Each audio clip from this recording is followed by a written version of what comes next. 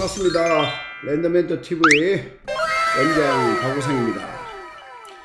자, 여러분들 저희들이 월요일, 목요일 라이브만 계속 여러분들 찍어서 여러분들에게 인사를 드리고 있는데 라이브는 보통 뭐 기본이 1시간 동안 저희들이 인사를 하고 하다 보니까 상당히 정보에 좀 지겨워하는 사람들도 있고 해서 저희들이 오늘부터는 또 제가 녹화로 이제 간단한 팁 하나하나 중요한 팁을 이제 골라서 알려드리는 그런 시간을 좀 갖도록 해보겠습니다.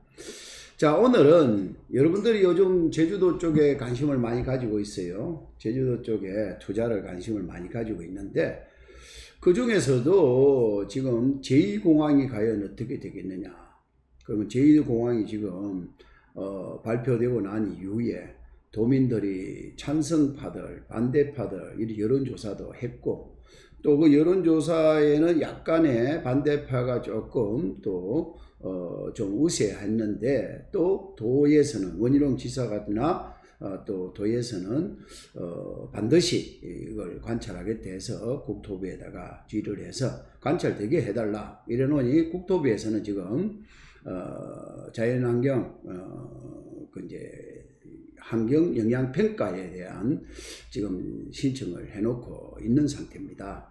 그래서 그 환경 영향 평가에 대한 의견이 지금 곧 나올 것 같은데 그러면서 지금 또 더불어민주당 쪽에서는 또 대안으로 정석 비행장을 또 대안으로 또 가는 것이 어떻겠느냐 해서 무슨 소리 하느냐 그건 있을 수 없다. 또 그래서 이제 지금 거기서 또 여러 가지로 지금 가부가 지금 곧 결정이 나지 싶은데 제가 생각할 때는 이제 내년 3월에 또 대선이 있고 또 6월에 또 지방자치단체장 선거가 있는데 그때까지는 어떻게 되든 큰 결론이 나지 않지 않느냐 이런 생각을 가집니다. 여러분들이 제주도에는 일단은 제2공항이라는 것하고 또 지금 현재 있는 항만이 어떻게 되는지 이런 것들도 이제 궁금하게 여러분들이 가지게 될 겁니다.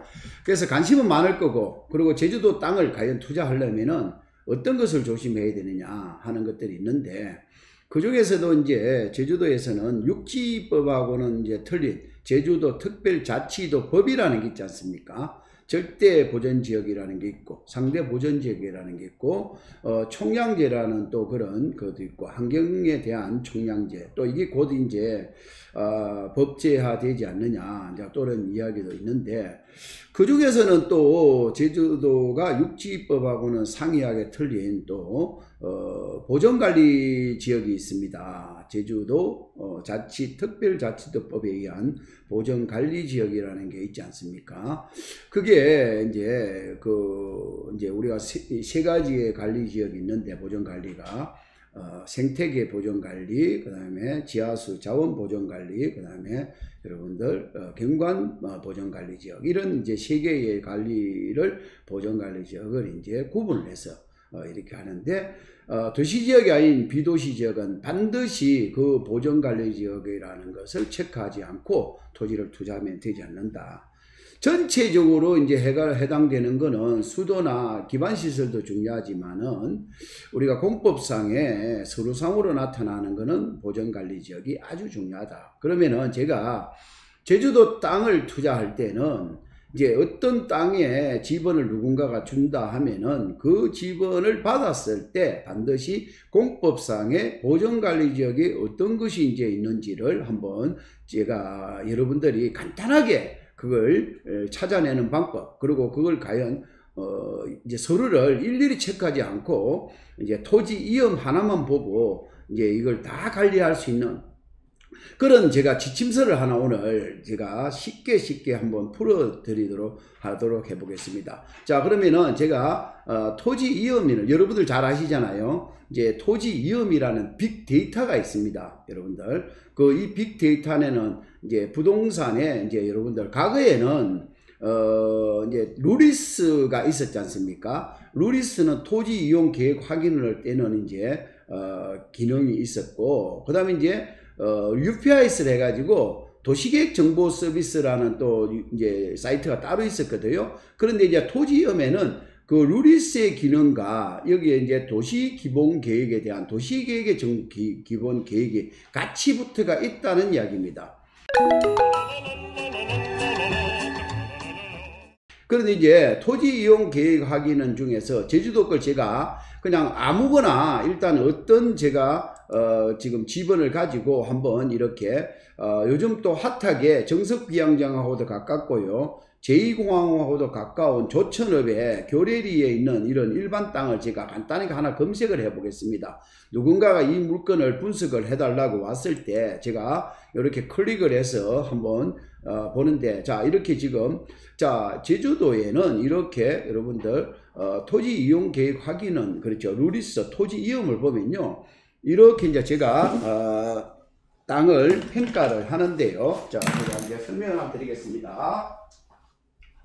자, 이제 이 지금 일반 교래리 409- 이렇게 37이라는 번지를 누군가가 이걸 이제 매물로 나왔다고 저희 학생이 이걸 감정을 좀 해달라, 가치 분석을 좀 해달라 하고 이제 이렇게 왔는데, 자 이걸 제일 먼저 이제 공법이 중요합니다. 자, 그래서 국계법에 의한 생산관리지역에는 생산관리지역에서 할 수 있는 거는 나중에 아래쪽에 법령에서 검토를 하면 되거든요. 그런데 이제 그렇지 않고 이제 여기서 오늘 제가 여러분들에게 알려드리려고 하는 거는 이 다른 법령에 따른 지역 지구가 있는데, 제주도 특별자치도법에는 보전관리지역이라는 게 있습니다. 여기에 보전관리지역, 갱관보전지역에가 있고요. 그 다음에 여기에 보면은 생태계 보전관리지역이 되어 있습니다. 그 다음에 지하수 또 이제 보전관리지역이 이렇게 되어 있는데요. 여기서 보면은 등급이 따로 다 되어 있다는 겁니다. 갱관보전에 1등급이 저촉된다라고 되어 있거든요. 1등급. 자, 생태계도요. 4-1등급 저촉 이렇게 나옵니다. 4-1 저촉 이렇게 나옵니다. 그 다음에 이제 여기 보면 지하수는 2등급하고 4등급이 되어 있어요. 자, 그럼 중요한 거는 보전지구에서 갱관보전이 1등급으로 되면은 이게 건축법상으로 건축이 안 됩니다. 이거는. 예, 갱관 1등급에서는 건축을 할 수 없다. 개발 행위를 할 수 없다. 이렇게 나와요. 그 다음에 여기 보면은 생태계 보전에서도 4-1이면은 내가 만일에 이 땅이 500평 같으면요. 절반에 250평 밖에 허가가 안 난다 이 말입니다. 4-1 반을 딱 잘라버려요.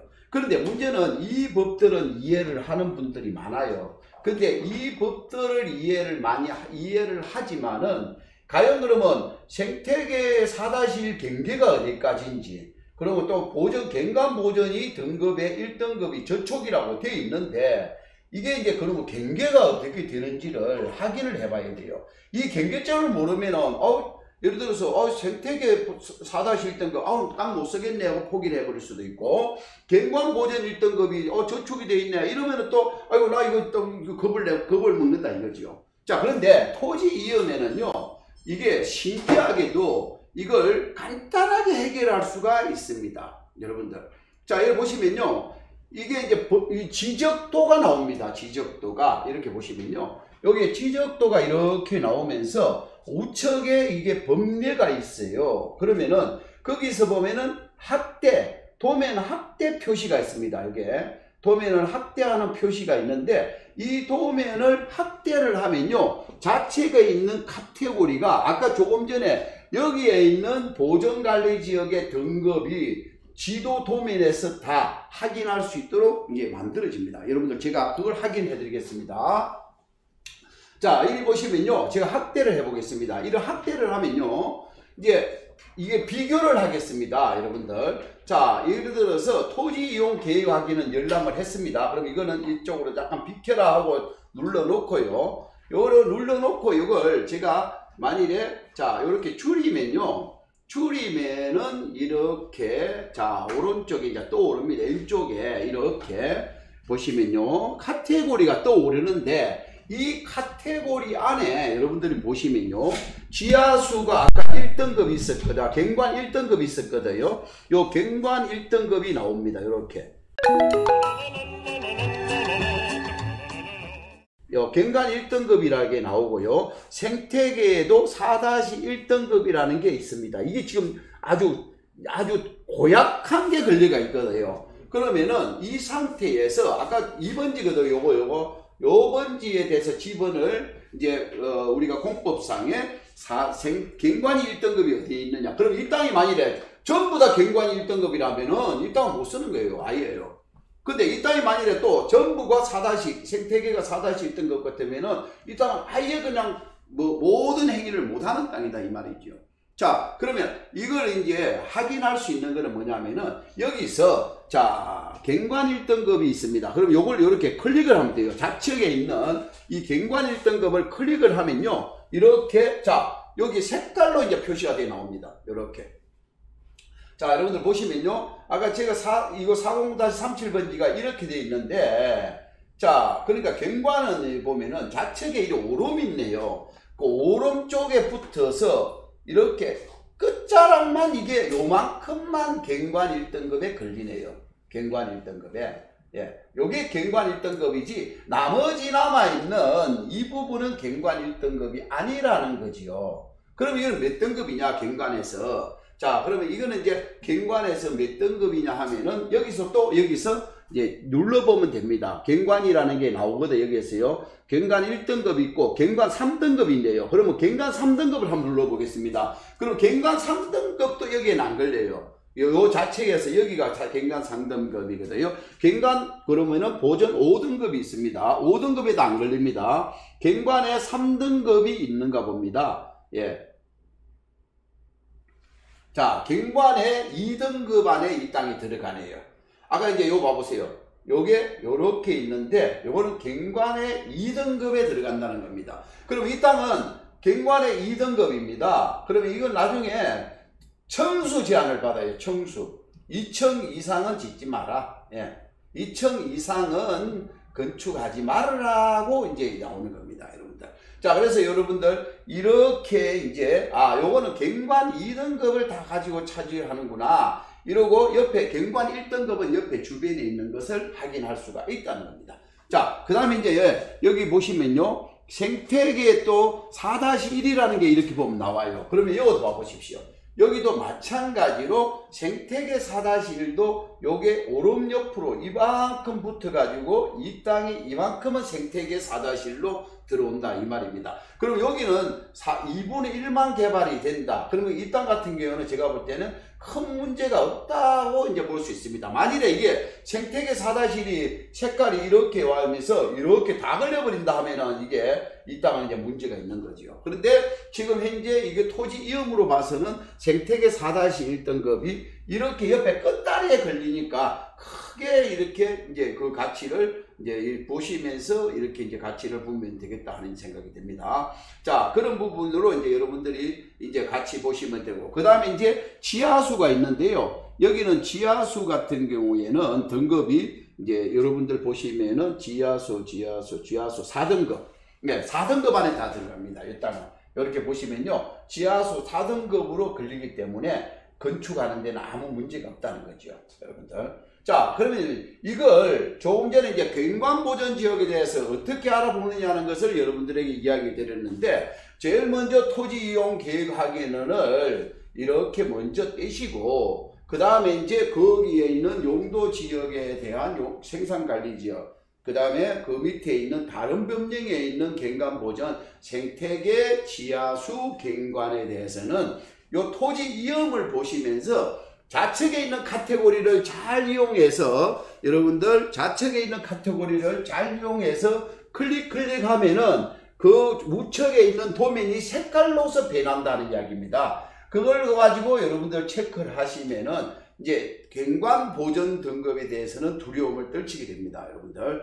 자, 오늘은 여러분들 갱관 보전 관리 지역이라는 게 어떤 것이 있다는 거 하고 그걸 알기 쉽게 풀이하는 것을 대해서 설명을 드렸습니다.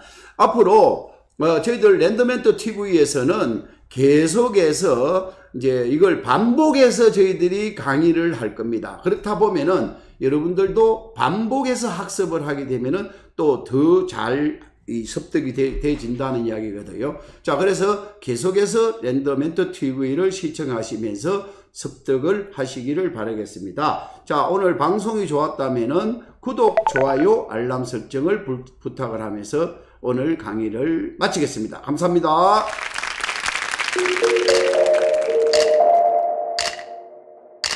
예. 자, 도움이 되셨으면 좋아요, 구독 잊지 마시고요. 자, 다음에 뵙겠습니다. 감사합니다. 예, 반갑습니다. 고맙습니다. 네.